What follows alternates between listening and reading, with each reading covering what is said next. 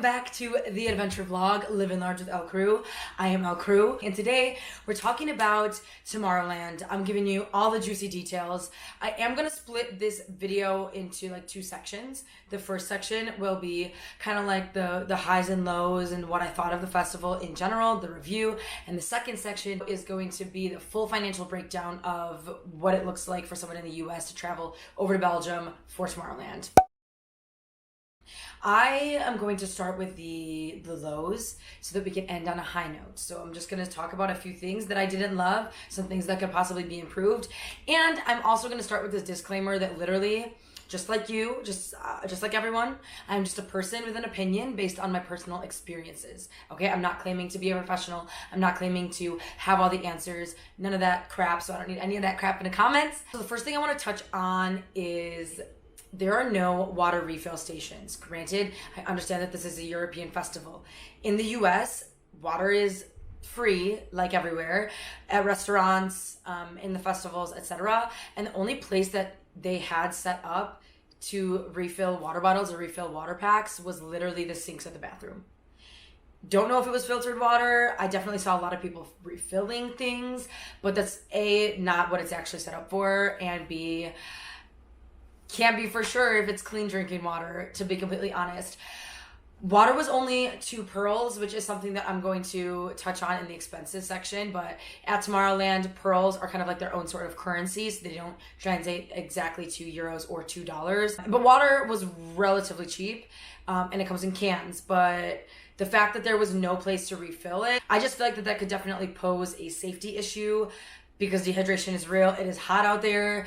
There's tons and tons of people. I mean, you're dancing all day. You need water. Second, I would like to talk about the security.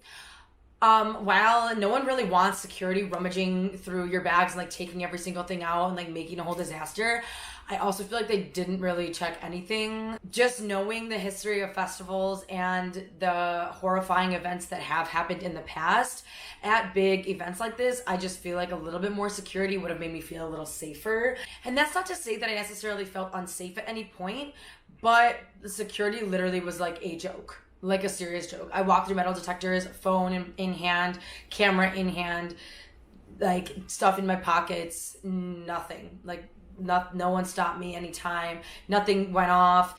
It kind of was all for show is what I felt like. One thing that security did do good though was that there were these giant signs everywhere that was like, be aware of the emergency exits. If you don't know what to look for, look at these screens. And they were like all over the festival, so like you kind of couldn't miss them. So I appreciated that, but that's kind of a different thing. That's a different thing. And truthfully, I don't have a lot of complaints, you know? I never really do, but I feel like I really don't have a lot of complaints here. The last thing I'm gonna say is just like, how do I frame this? This isn't a negative thing. It's just different. The culture. I'm going to start by saying I probably met more people and made more connections at Tomorrowland than I did at like, say, Electric Forest this year, like a place where like that is so normal. It's just the way that like the rave culture of the US is like not present there, like in the sense of no one's trading candy, no one knows what candy is. The gift giving of like rave culture in the US doesn't really exist. Like we were handing out stickers and like my friend Grace was handing out like some duck, like mini little ducks and things like that, and like people are just flabbergasted. Like that just isn't, people are just so surprised we're like handing them a sticker, like it's just not a thing there. So obviously we were doing our best to like push it out, right? I was trading candy, giving candy away, whatever, showing people the plur lifestyle. But it's like that doesn't really exist there. And then also like people are straight up coming from their Sunday brunch to the festival. Not my quote, but literally, like you didn't see a lot of people dressed in like a rave gear with like their costumes and rave clothes, which is totally okay. Self-expression, no matter what it looks like, is fabulous. One of the reasons that I love going to festivals and events like that is to see the creativity and the self-expression and the things that you wouldn't wear in everyday life to like kind of get you out of your comfort zone and just like be who you want to be and embrace the child, embrace the magic. And none of that really existed there. And I hear, it's the only European festival I've ever been to, but I hear that that's pretty common there, that everyone just wears their everyday clothes. So now let's get into the good stuff. Here are the things that I loved about Tomorrowland, that I commend about Tomorrowland, and I'm just going to start off with the overarching theme. Every year Tomorrowland has a theme, and wow, do they execute. This year, the people of Tomorrowland wrote an actual full-on science fiction novel, like 300 something pages.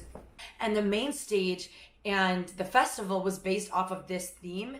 And I just found it so magical. Like, I have to give so much credit to everyone involved, because they literally had a little like store set up where you could walk through and look at the different sketches and ideas of everything coming together for all the different characters, the theme, the main stage.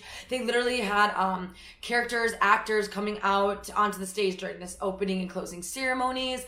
Like, it was all very intentional. Not only with the theme, but every little part of the festival. Like, every stage is so detailed. I mentioned in the vlog, which you can find right up here, that I felt like I was at Disney World in the sense of everything is so magical and thought through. Like, even the garbage, even literally the garbage cans are magical looking. Another thing I loved so much is how international this festival is. Obviously, it takes place in Europe, so as an American, it's international for me.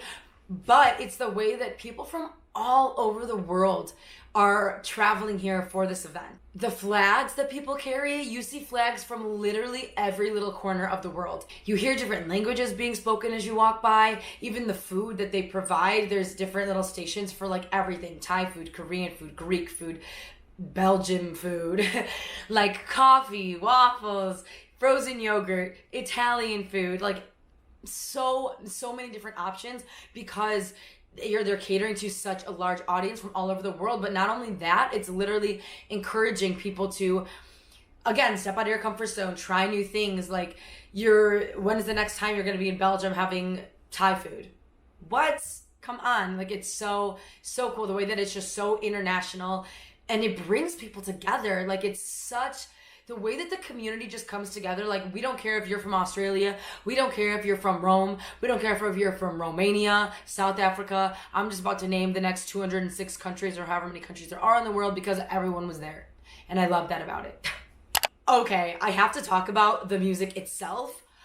What have I been missing? I feel like I was really brought back to my roots and why I love EDM at this event, because there's so much like hard, progressive house, hard style, like the energy, the stuff that really gets you jumping. And like, while dubstep and the wubby wubs are so fun, in America it is dubstep and like experimental bass and all those subgenres are very prevalent here, at least in like the Chicago Midwest scene. And while that's amazing, a lot of the other styles aren't represented. They're lacked here, like the hard style, the drum and bass, the really like harder energy, progressive like house music, and it was represented there, and I loved that. It really brought me back to I love EDM, a lot of it because of the energy and just like the hard dancing, and I love that, and a lot of that was there. One other thing I think was wonderfully done, wonderfully executed, was the Global Journey package, which I'll touch on a lot in like a couple seconds when I start talking about the finances. But basically, we decided to purchase a Global Journey package. There's tons of options of them. We just did one with the hotel and shuttle buses included. The Global Journey, for the most part, was flawless. Our bus is like lost, straight up lost. For the price that you pay, so much is included. It's all set up for you. You don't have to worry about, I have to get to point A to point B. I have to figure out Uber costs and put that into here, and it's gonna fluctuate, and getting this and that, and it's just set up for you. You have your transportation, you have a place to stay, you're guaranteed into the festival, like without worrying about all that extra stuff, which I really appreciated, because sometimes it's a lot. Transportation especially, it's a lot to coordinate. It's especially if you have a big group, you're trying to fit into 4, 5, 6 different Ubers. I feel like Global Journey really figured out they ironed out the details for you, and that's really what I can appreciate. And I mean, honestly, not even overpriced. I would really not say that it was overpriced in my personal experience. And I guess that's a perfect segue for this breakdown. Before I start talking about all this, make sure you're subscribed. It's free and it helps me out a lot. Let me know if you like this video, and let me know what else you'd like to see on this channel, because we're always bouncing around the world. Also, I have a podcast. Check that out. It's in the description. Also, no, I'm just kidding. Let's get going. Hello. Welcome to the expenses section of the video. Let's get cozy here. So for the second portion of the video, I'm talking through all the expenses. How much Tomorrowland cost, everything that we spent, blah, blah, blah, blah, blah.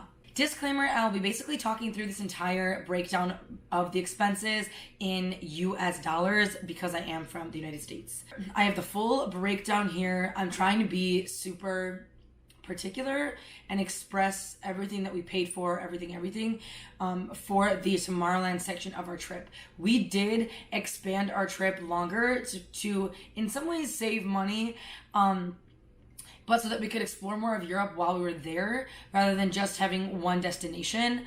I understand that this basically doubles the price of the trip and also is not easy to achieve for a lot of people with time off and money and everything else.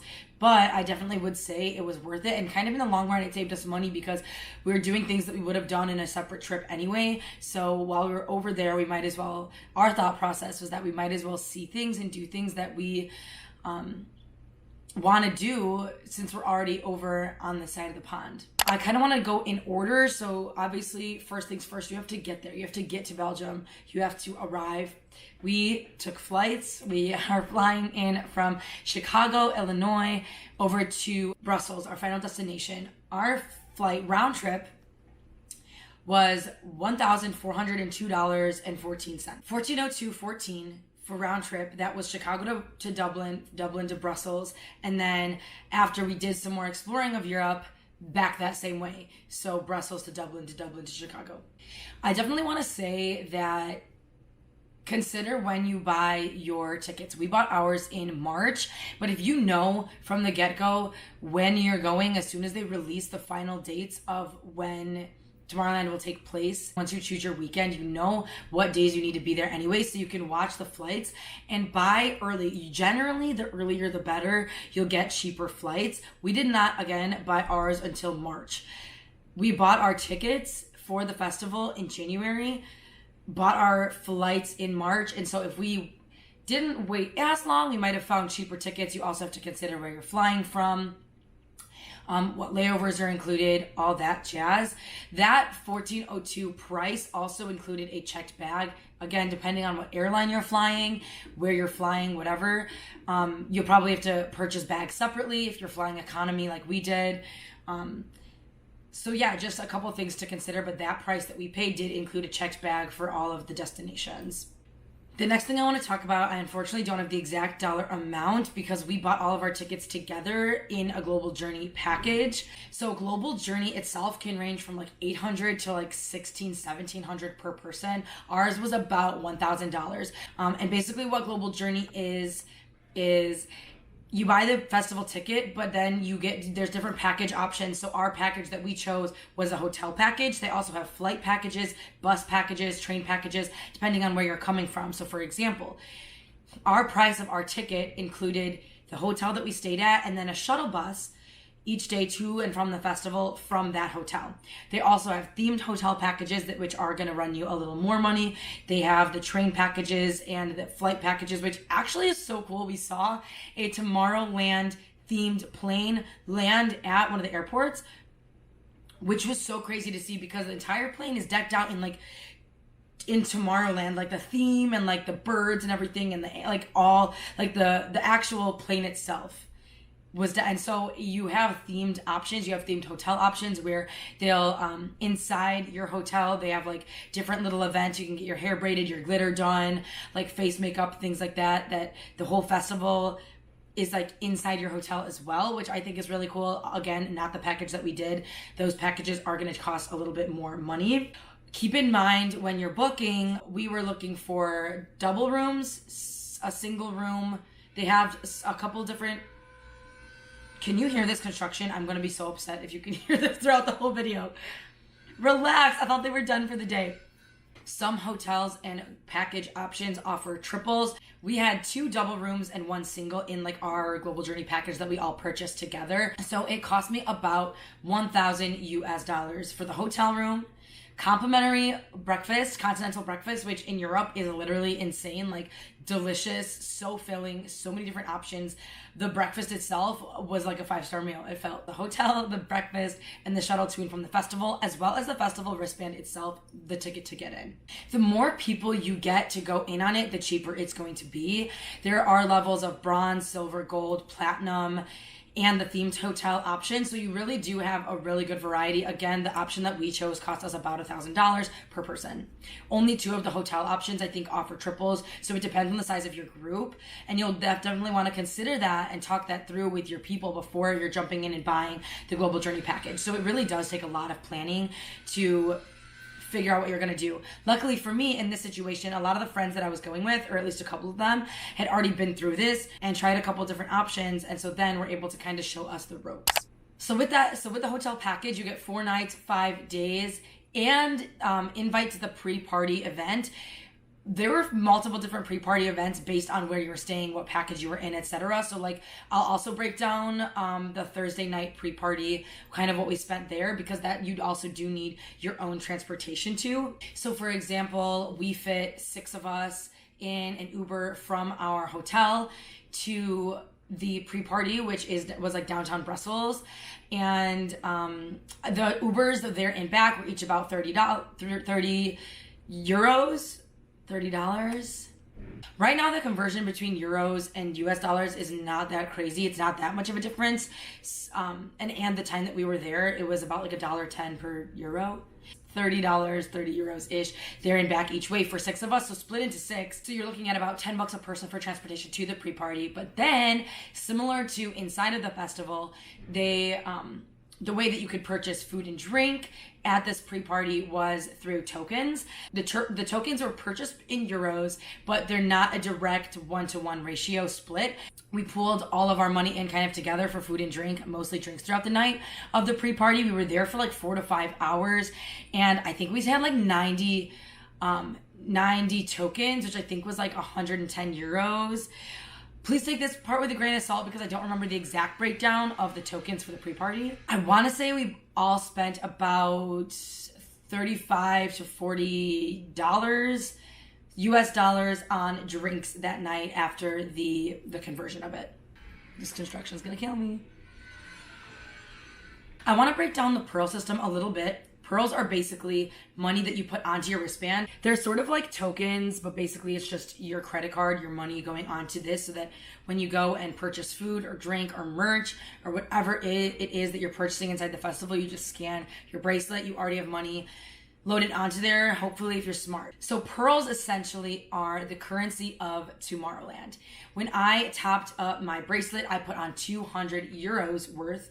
This is where it gets a little bit confusing. So I put on 200 euros worth of pearls, which was $224.93 US dollars. So I'm going to add that, which got me 119 pearls to spend throughout the festival. It sounds kind of crazy. It's smart, crazy, and sort of expensive, yeah, if you think about it. But then you also have to consider, like, a meal was not that expensive. Let's say, for example, a water was 2 pearls, which, again, I talked about this in like the pros and cons list at the beginning half of the video, if you want to refer back to that. A pita pork sandwich, which was like basically the size of a full meal, was about 7 pearls, 25. And this hat that I got as a gift, this is absolutely bananas, cost 23 pearls, to get you kind of a better idea of how much the pearls converted to, what you got for pearls, etc. Then I also want to toss in the little things in between, like food at the airport. I spent about $32.92 on. The full scope of the Tomorrowland journey, what it's going to cost, we spent, with everything included that I just listed, $2,704.99. Depending on what you choose to do, it can be a lot more expensive, or honestly probably cheaper with the options. I know that camping, if you bring all your own materials and things, that can be a lot cheaper, but then you have to consider the wear and tear on all of your supplies while you're traveling. You have to consider possibly checking another bag if you're going to be bringing a tent and all that gear, a cooler, whatever, or if you're flying there and purchasing all that stuff once you arrive in Belgium, the transportation, etc. it could go either way. Again, I did not include the prices of everything that we did after this trip. Because we did extend our trip out into Ibiza. We had a day in Amsterdam. So there you have it, the entire list of the good things, the not so good things, and what it costs to go to Tomorrowland from an American's perspective. Thank you so much for clicking on this video. It means a lot to me that people are watching what I'm creating, and it encourages me to keep on creating. I feel like I just have a lot to share out in the world. So thank you so much for supporting me and being a part of all that. I'm always bouncing around the world, encouraging you to do exactly the same, showing you that it is possible. Save your $2,000 and bounce over to Tomorrowland next year. I will definitely be there in the future. So thank you again for watching. Keep living large, and I'll catch you on the flip.